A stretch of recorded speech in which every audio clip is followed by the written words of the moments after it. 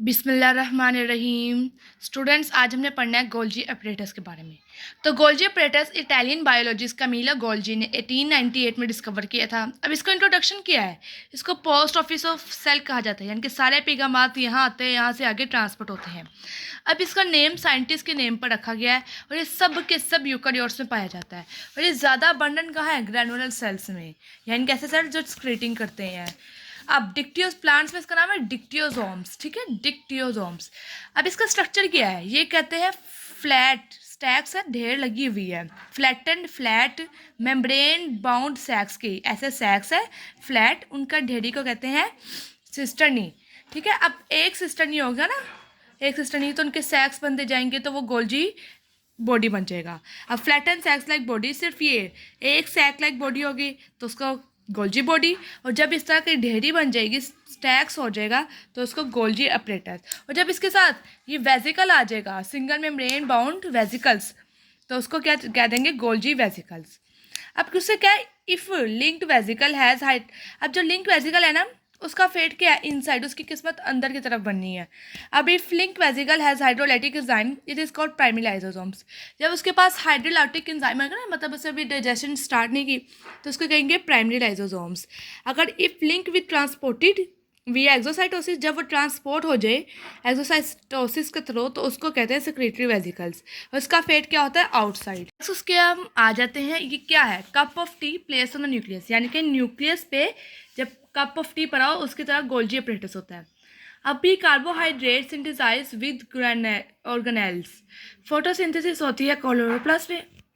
Next वो कहता है at one end of stack, जब वो ढेरी के एक एंड पे आता है तो न्यू सिस्टर्नी कॉन्स्टेंटली फॉर्म हो रही होती है, ठीक है, bye fusion of vesicle from SER. जैसे यहाँ देखें, ये वाले एंड पे न्यू सिस्टर्नी बनती जा रही है क्योंकि वेजिकल्स वो फ्यूज किए जा रहे हैं। अब उसके बाद protein that is synthesise in R, जो रफ एंडोप्लाज्मिक रेटिकुलम में प्रोटीन ने सिंथेसाइज किया था, वो डिफ्यूज हो रही है एसईआर में और फिर ट्रांसपोर्टेड हो रही है गोल्जी में वेजिकल्स के थ्रू। ये देखिए, एसईआर आर होता है, वहाँ से ट्रांसपोर्टेड होती है एससीआर पे, एससीआर से जाती है गोल्जी पे, गोल्जी पे कैसे जाती है? ये वेजिकल्स के थ्रू। नेक्स्ट कहते हैं मोस्ट एक्सक्रीशन विया vesicle is protein in nature, ज़्यादा से ज़्यादा एक्सक्रीशन क्या है? प्रोटीन की नेचर में है। Protein transported to outside form in R, जो प्रोटीन ना सेल से बाहर ट्रांसपोर्टेड होती है ना, वो आर से फॉर्म होती है। और लिपिड, लिपिड भी वहाँ से ही, बोथ ट्रांसपोर्टेड टू गोल्जी, दोनों के दोनों गोल्जी से ट्रांसपोर्ट होते हैं वेजिकल्स के through. Also glyoxysome lysosome peroxisome originate from Golgi apparatus. अब नेक्स्ट वो कहता है transport vesicle arise by budding of SCR, यानी कि जब एससीआर की बडिंग होती है ना, तो उससे ट्रांसपोर्ट वेजिकल अराइज होता है। नेक्स्ट वो कहते हैं फॉर्मिंग फेज और मेच्योरिंग फेज। फॉर्मिंग फेज क्या पता है? जब न्यू गोल्जी बॉडी फॉर्म्ड हो रही होती है, मतलब जो ये वाला फेज है ना, ये न्यूक्लियस की तरफ, वो होता है फॉर्मिंग फेज।